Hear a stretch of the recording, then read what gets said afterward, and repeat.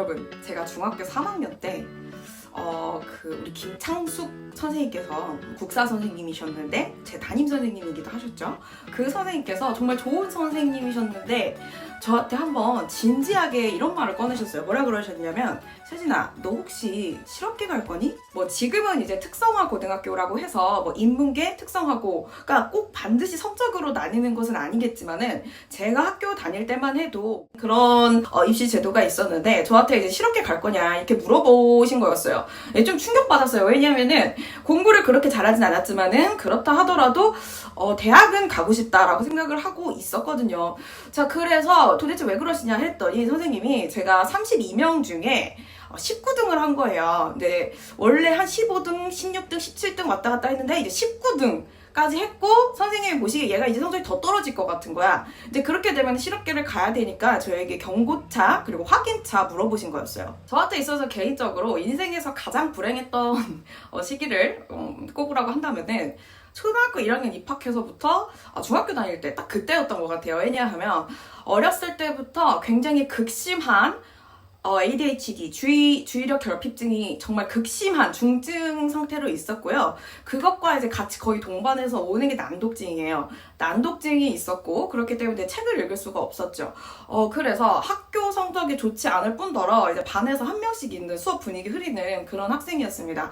자, 그런데요. 제가 지금 뭐 과거사를 한탄하고자 이 얘기를 하는 것은 아니고 그만큼 환경이 조금 좋지 않았다. 지금은 담담하게 말을 하고 있지만은 그때의 영향으로 지금도 사회성이 없어요. 일단은 사회성이 없고 다른 사람과 어울리지 못하고 약간 프릭, 괴짜의 느낌이 굉장히 강한 사람이에요. 실제로는. 자, 그런데 제가 그 중학교 때 그 선생님 말을 듣고 겁이 난 거예요. 덜컥. 나 이렇게 똑바로 살지도 않고 뭐 잘하는 것도 없고 실업계 가면은 내가 또 거기서 일 잘할 수 있을까? 이런 생각이 들면서 극도로 불안해졌어요. 그때부터 이제 내가 어떻게 하면 이 학습 장애와 어떤 주의력 결핍증을 극복하고 조금 효율적으로 할 수 있을까? 그 생각을 그때부터 했던 것 같아요. 자, 그래서 결론만 말을 하면은 제가 그 중학교 3학년 때부터 지금에 이르기까지 어떤 정보를 나한테 입력을 하고 그 정보를 제대로 사용하기 위해서 뇌에서 처리할 때 가장 좋은 방식은 두 가지였어요. 지금도 이 생각은 변하지 않아요. 첫 번째는 시각화, 두 번째는 청크화예요. 뭐라고요? 시각화 그리고 청크화. 이 두 가지가 된다는 얘기는요, 뇌에서 그것을 언제든지 꺼내서 자유자재로 사용할 수 있다는 것을 의미해요. 자, 그래서 제 1차 클래스 같은 경우에도요, 사실은 들으신 분들은 모르겠지만은 제가 이거를 처음부터 끝까지 시각화 그리고 청크화 해놓은 문법 해석 수업이에요. 제 수업을 들으신 학생분들은 아실 거예요. 제가 그렇게 말하죠. 제발 내가 말하고 있을 때 책 보지 말고 저를 봐주세요. 책 보지 말고 저를 봐주세요. 왜냐하면 내가 이 화면에 여러분들이 청크화 그리고 시각화하기 위한 장치를 처음부터 끝까지 다 깔아놨기 때문이에요. 자, 여러분, 사실은 영어 공부 중에 가장 어려운 게 문법이에요. 그런데 이제 제 수업을 들은 학생들은 문법 이제 너무 쉬워요 이러죠. 그 이유는 뭐냐면 내가 어떻게 하면 가장 효율적으로 그 문법이라는 정보를 처리할 수 있을까? 시각화, 청크화한 그 내용들을 여러분들에게 전달드렸기 때문이죠. 그래서 이 시각화가 아주 잘 되는 사람들, 그러니까 천부적으로 이 시각화가 잘 되는 사람들을 photograph memory를 가지고 있다고 말하죠. 사진 기억력을 가지고 있다고 말을까지 하는데 그만큼 어떤 정보를 시각화하는 건 굉장히 중요해요. 자, 그래서 영어에서는요, 이런 것들, 읽기와 쓰기, 이 안에 이제 그 문법도 해당하죠. 이런 것들에는 이 시각화가 굉장히 중요하고요. 듣기와 말하기에서는요, 청크화가 굉장히 중요해요. 오늘은 제가 저번 시간에도 말을 했었지만은 그 청크화라는 게 도대체 정확하게 뭔지 한번 가볍게 설명을 해볼게요. 이 청크화라고 하는 것은 일단 의미 있는 정보를 묶는 거예요. 정보를 의미 있는 것끼리 묶는 거. 이 청크화의 수준이 깊은 사람일수록 저 사람 천재 아니야? 라고 보이는 행동들을 가끔씩 할 때가 있어요. 자, 그래서 이 청크화가 만약에 수학적인 분야에서 깊게 됐다 이러면 그냥 그 문장 형식에 문제만 봐도 내가 어떻게 풀어야 되는지 그것을 싹 알 수 있는 거예요. 자, 그리고 이제 영어 같은 경우에 내가 청크화가 굉장히 깊게 돼 있다 이라고 한다면은 어떤 주제에 대해서 내가 뭐 오픈 스피치를 해야 될 때 그 키워드, 어떤 내용을 말할지에 대한 키워드만 이렇게 브레인스토밍을 하면 그것에 맞춰서 이제 청크화로 문장을 만들어가지고 이제 5분 동안 말을 할 수가 있는 거죠. 그러면은 어떤 정보를 청크화하는 데는 여러 가지 방법이 있는데요. 제가 생각을 했을 때 영어 공부에서 가장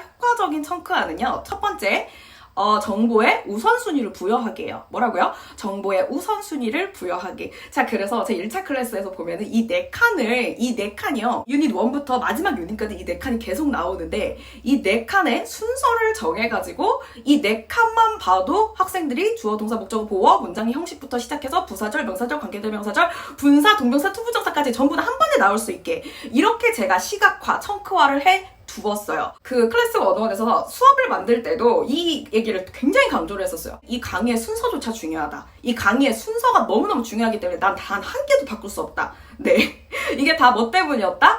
정보에 어떤 무작위로 늘어진 그 질서에, 무작위로 늘어진 그 정보에, 어떤 질서를 부여를 해주는 거예요. 자, 그리고 두 번째, 이거보다 중요한 것은요, 바로 여러분들이 다 아시겠지만은, 세트로 눈에 익혀두는 거예요. 세트로 암기를 해서 그것을 아예 청크화 시켜서 머릿속에 박을 때 가장 중요한 것은요, 1번 정보와 2번 정보 사이에 남들이 얼핏 보면은 이 두 가지에는 아무런 관계가 없어 라고 생각할지언정 나는 그 사이에서 연결고리를 발견하는 그 작업이 바로 어떤 천재적 직감력을 만드는 청크화 작업이라고 할 수가 있어요. 그리고 그래서 이 연결고리가 스토리화 혹은 논리적일수록 그리고 스토리텔링화 돼 있을수록 그 청크화 되는 정도는요 더 강해지겠죠. 저번 주에 제가 영상에서 제가 새롭게 만든 교재를 소개를 하겠다라고 말을 했는데 이 교재가 바로 회화를 위한 청크화에 아주 최적화된 그리고 집중하는 어떤 교재를 제가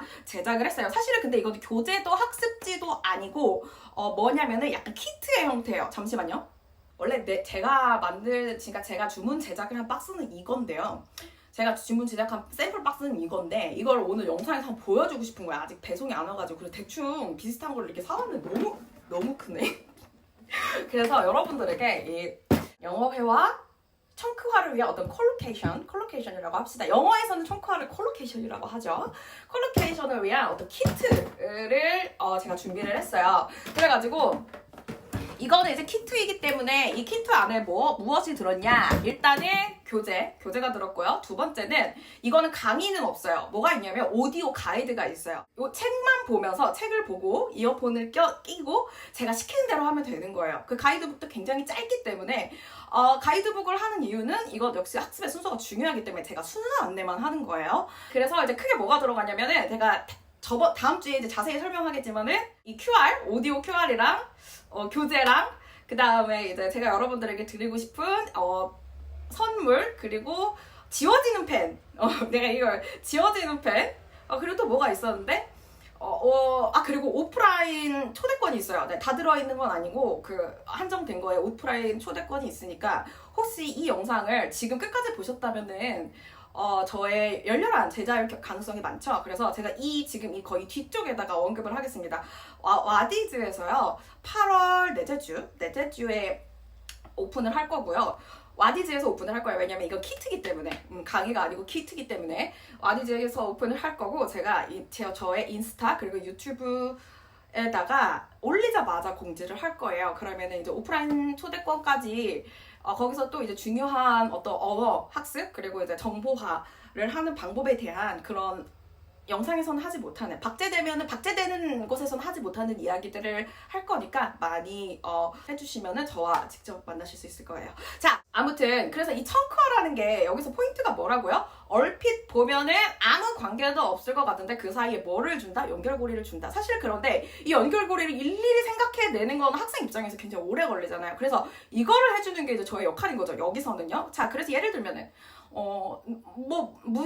문에다 대고 여보세요 누구세요? 말한다. 영어로 say 누구세요? say hello, say why you, to the door 아니면 at the door인가? 이렇게가 아니고 answer the door 이렇게 간다는 거죠. answer the door. 자, 그러면 이 answer과 세트로 배울 수 있는 게 뭘까? answer the question, answer the phone, answer the door. 어디에 전화를 하다가 아니라 전화를 대답하다, 질문을 대답하다, 문을 대답하다 이렇게 말하는구나. 자, 이렇게 해가지고 이제 구성된 것이고요. 자세한 내용이나 그런 것들을 제가 다음 주 영상에서 완전히 풀로 다 꺼내가지고 한번 설명을 해보겠습니다. 자, 여러분 다시 한번 어떤 정보를 처리하는데 가장 중요한 건 뭐라고요? 시각화 그리고 청크화. 청크화에서 가장 포인트가 되는 건 무엇이다? 두 가지. 첫 번째, 무작위로 있을 때 순서를 나열하기. 순서를 나열하기. 자, 순서를 나열하되 이 순서가 어떻게 되냐면 수박, 복숭아, 수박, 복숭아, 포도, 수박, 복숭아, 포도, 멜론. 이런 게임 해보셨죠? 수박, 복숭아, 포도, 멜론, 딸기. 이렇게 눈덩이를 굴리듯이 그 순서를 그대로 따라가면은 이렇게 축척이 되듯이 이렇게 우선순위를 매기셔야 되고요. 그리고 그거보다 더 중요한 게 두 번째, 남들이 봤을 때 누구세요? 문에다 대고 누구세요? 하다. answer the door. 뭔지 모르겠어. 그런데 이 사이 연결고리가 있죠. 영어식 사고라는 answer the door. 문을 대답하다 라는 어떤 연결고리를 주는 것. 다른 사람은 모르는, 나만 알고 있는 인과성이 강한 연결고리를 주는 것이 가장 중요했었죠. 사실은 여러분, 이거는요, 영어뿐만 아니고 여러분들이 하고자 하는 모든 정보 처리에 전부 다 적용하시면 엄청난 효과를 보실 거예요. 자, 여러분, 오늘 영상이 도움이 되셨나요? 오늘 영상이 도움이 되셨다면 좋아요, 구독, 댓글 모두 환영이고요. 우리 그럼 다음 영상에서 만나요. 바이바이.